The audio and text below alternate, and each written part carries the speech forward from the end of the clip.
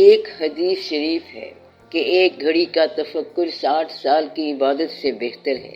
تو یہ تفکر کیا چیز ہے؟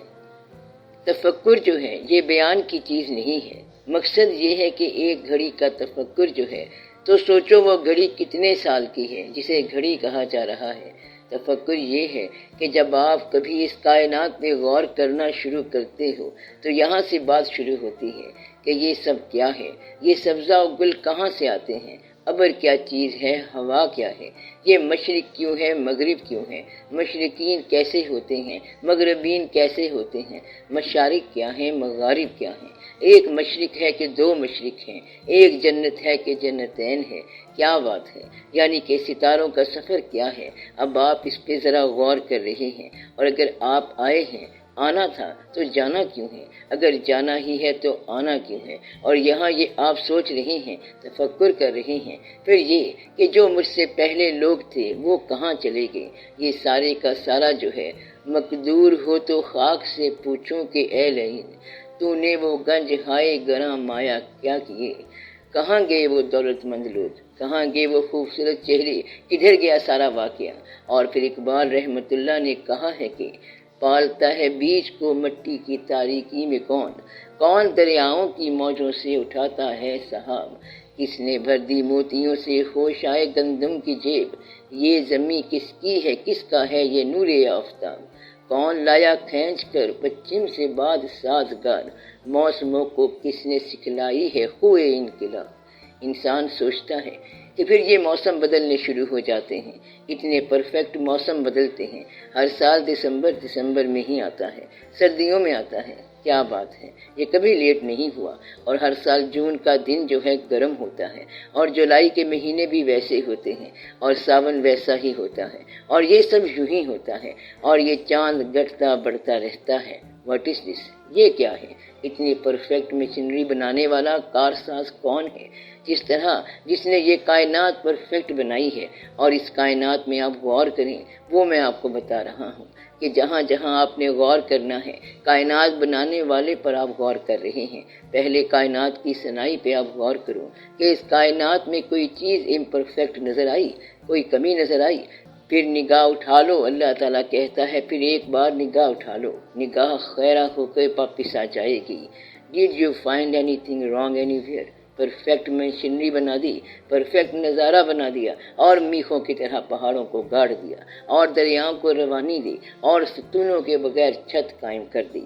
تمہارے سر کے اوپر آسمانوں کا اور آسمانوں میں سجائے فانوس، ستارے اور پھر رونقیں تمہارے لیے، اور آج تک بارش ہو رہی ہے، اس سے زمینوں میں فصلیں اگتی ہیں، اور تم لوگ کھاتے جا رہے ہو۔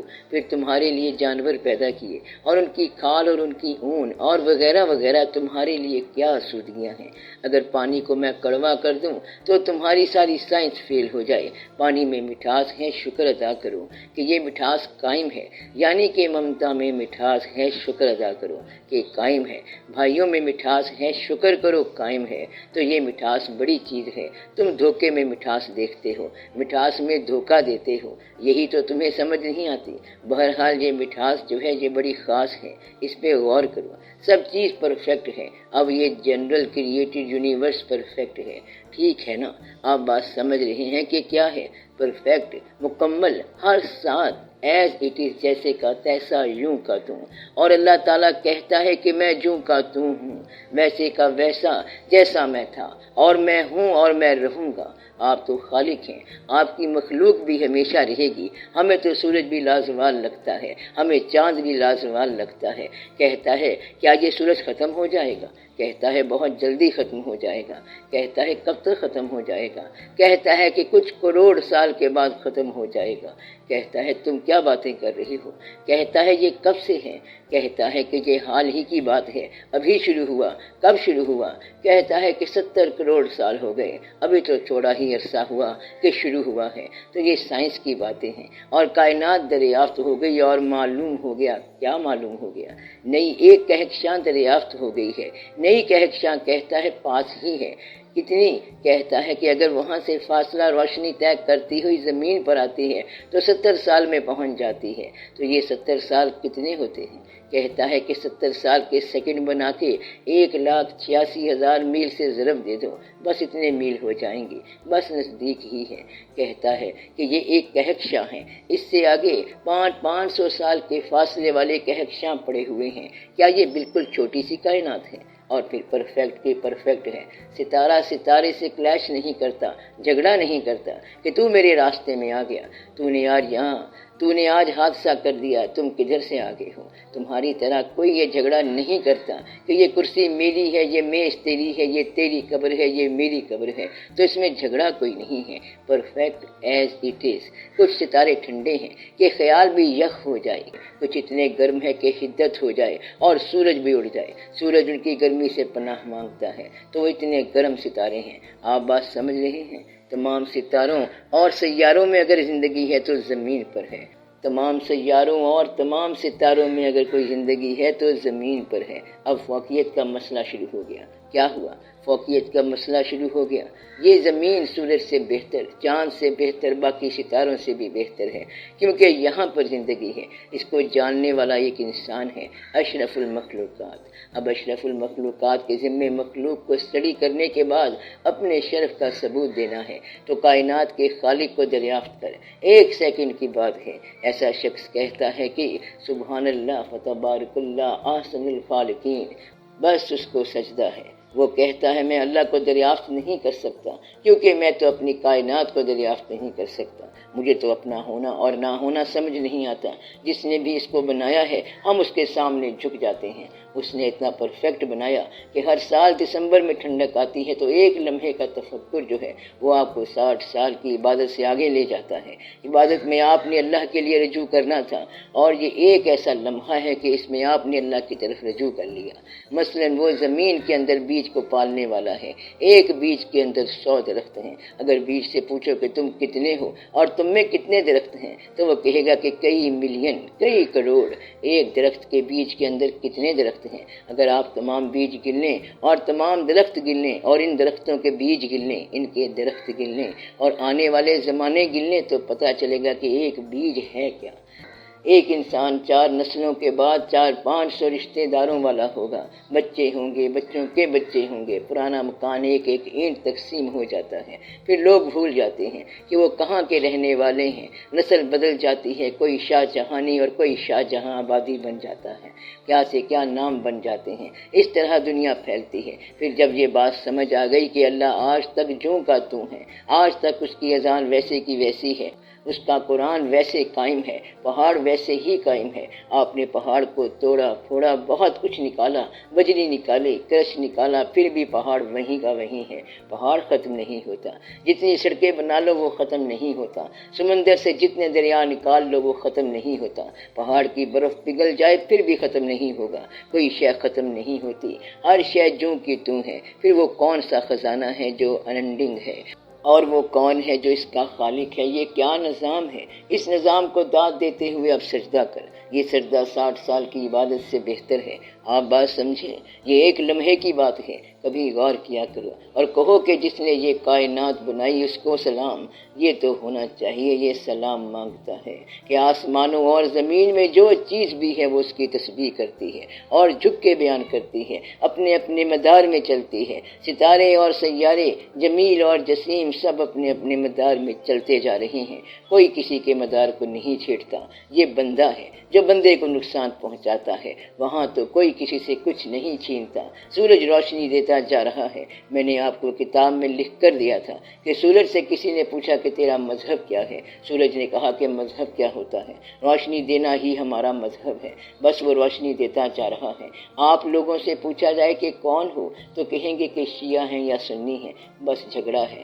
آپ یہ کہیں گے کہ میں وہ نہیں ہوں جو تو ہے، عام طور پر آپ کے اندر اتنی مخالفت ہے کہ آدھے بندوں کے خلاف مقدمہ دائر کر رہے ہیں۔ عجب حال ہے، قیامت کے دن بھی آدھے بندوں کے خلاف جلا کریں گے اور اللہ کے ساتھ جھگڑا کریں گے کہ وہ شخص کیسے جنت میں چلا گیا، میں تو نہیں جاتا، اور وہ کہے گا کہ اسے اللہ نے کیوں معاف کر دیا۔ بس اللہ تو بادشاہ ہے، جو مرضی کرے۔ بات یہ ہے کہ اگر اللہ کسی کو معاف کرے تو تم قبول کرو، اس لیے تم خود فیصلے نہ کرو۔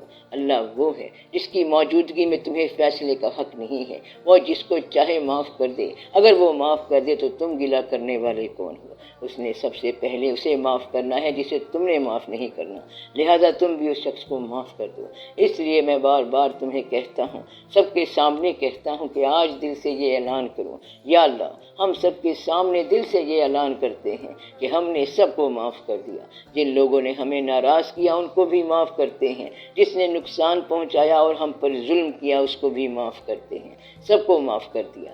اگر آپ نے یہ کر دیا تو مجھے خوش کر دیا۔ اللہ نے اس کو معاف کر دیا، ہم نے بھی سب کو معاف کر دیا۔ اتنی سی بات ہوتی ہے، پھر آپ کو سمجھ آتی ہے کہ اللہ کے بارے میں تفکر اور تدبر کیا ہے۔ اگر وہ چاہے تو نارمل حالات میں یہ بات سمجھ آ جائے، اور وہ چاہے تو اس کے پاس ایک اور طریقہ بھی ہے، اور وہ ایکسیپشن کا یعنی استثناء کا، یعنی کہ کبھی کبھی محنت کامیاب ہوتی ہے اور کبھی کبھی غیر محنتی بندہ کامیاب ہو جاتا ہے۔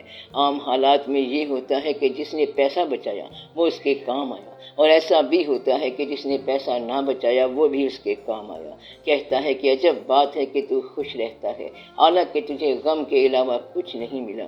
تو اس نے کہا کہ مجھے اللہ نے برداشت سکھائی ہے، میں تم سے بہتر ہوں، جس کو غم ملا اس کو برداشت مل گئی۔ یہ اللہ کے کام ہیں اور ہر کام میں مصلحت ہے، اس لیے اللہ کے کام کو دیکھا کرو کہ وہ کیا کر رہا ہے، اپنا رشتہ اس کے ساتھ رکھو۔ ایک راز یہ ہے کہ انسانوں کے ساتھ کبھی نہ الجھنا۔ انسان ایک بڑا راز ہے، اس کے ساتھ کبھی جھگڑا نہ کرنا۔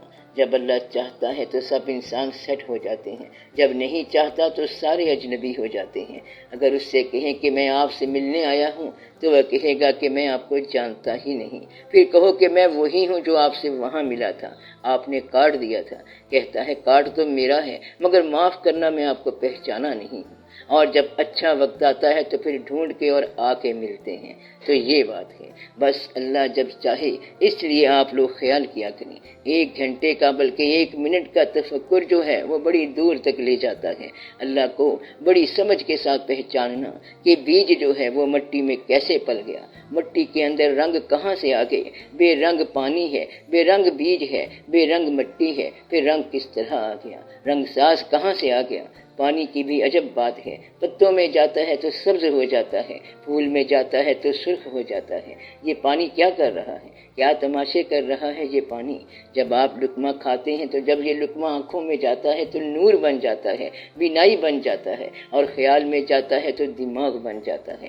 آخر لقمے میں کیا ہے، لقمے میں کرشمے کہاں سے آ گئے؟ کبھی یہ توانائی بن جاتا ہے اور کبھی رانائی بن جاتا ہے۔ لقمہ ہے کہ کیا ہے؟ کھائی بھنڈی ہے اور چمک آنکھوں میں آ گئی ہے، تو بھنڈی میں بڑے کرشمے ہیں۔ اس بات کو پہچانو کہ یہ کیا ہے، آنکھوں میں چمک کہاں سے آ گئی، خیال میں رانائی کہاں سے آ گئی، چہرہ کہاں سے خوشگوار ہو گیا۔ تو یہ بات کہ لقمے میں کرشمے کہاں سے آ گئے، بیچ میں رانائیاں کہاں سے آ گئیں، ان باتوں پہ غور کیا کرو۔ مچھلی پیدا ہوتے ہی تیرنے کیسے لگ گئی ہے، اس کو کس نے ٹریننگ دی، کون تیراتا ہے؟ یہ خود ہی تیرتی ہے۔ پرندہ اڑتا ہے، وہ ہوا میں اڑنے لگ گیا، نہ کوئی ٹریننگ، نہ کوئی پیراشوٹ، وہ تو پرندہ ہے، اس کا نام ہی پرندہ ہے۔ یہ عجب بات ہے کہ پرندے کا بچہ پرندہ ہی ہوگا، مچھلی کا بچہ مچھلی ہوگا، انسان کا بیٹا انسان ہی ہوگا۔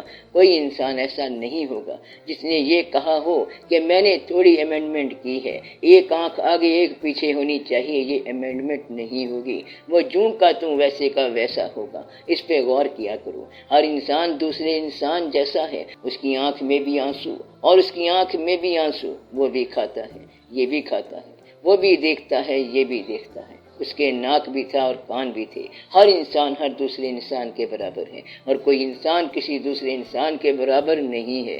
کوئی چہرہ اس کائنات میں کبھی ریپیٹ نہیں ہوا۔ ذرا ایک منٹ لگا کے یہ سوچ لو، نہ آپ کسی کے برابر ہیں اور نہ کوئی آپ کے برابر ہے، تو یہ راز ہے۔ تو یہ ایک منٹ کا جو تفکر ہے یہ عبادت سے بہتر ہے۔ اس لیے ان باتوں پہ غور کیا کرو کہ یہ سب کیا ہے، یہ جلوے اس کے ہیں، یہ کہاں سے ہیں، وہ کیسے کیسے جلوہ کرتا ہے۔ اے خالقی کونین، تیرے کام عجب ہیں، دیتا ہے کبھی اور کبھی مانگ رہا ہے۔ کہتا ہے میں مالک ہوں، میں رزق کا مالک ہوں، رزق عطا کرتا ہوں۔ انسان کہتا ہے کہ مان لیا کہ تو رزق دیتا ہے، پھر اللہ کہتا ہے کہ مجھے قرضہ دو، قرض حسنہ، یوں کبھی وہ مانگنے لگ جاتا ہے اور 2.5% لے لیتا ہے۔ بندہ کہتا ہے کہ آپ نے کیا کرنا ہے، آپ ہی نے تو سب کچھ دیا ہے۔ وہ کہتا ہے یہ بات تمہیں سمجھ نہیں آئے گی، بس 2.5% دے دو، تو وہ دیتا ہے اور پھر مانگتا ہے وہ مالک، اور وہ مجبور بھی نہیں کرتا، حالانکہ طاقت رکھتا ہے۔ طاقت کی موجودگی میں مجبور نہ کرنا یہ اللہ کا ہی کام ہے۔ اللہ ہو کر انسانوں کو باغی ہونے دینا یہ اس کا کام ہے۔ اگر آپ کا نوکر کہنا نہ مانے تو دوسرے دن ہی اسے نوکری سے برخاست کر دیں گے۔ تو آپ کے گھر میں جو آپ کا کہا نہ مانے، آپ اس کو اس کے گھر پہنچا دیں گے۔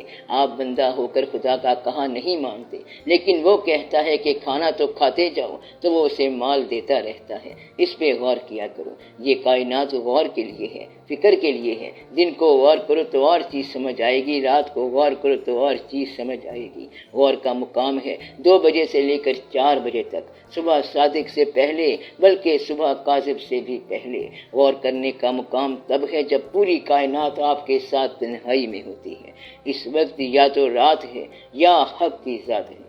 صاحبان غور کا وہ وقت ہے۔ باقی جو صاحبان معاش ہیں وہ دن کے وقت اٹھتے ہیں۔ دکان کا حق اللہ سب کا مالک ہے، دیکھا جائے گا۔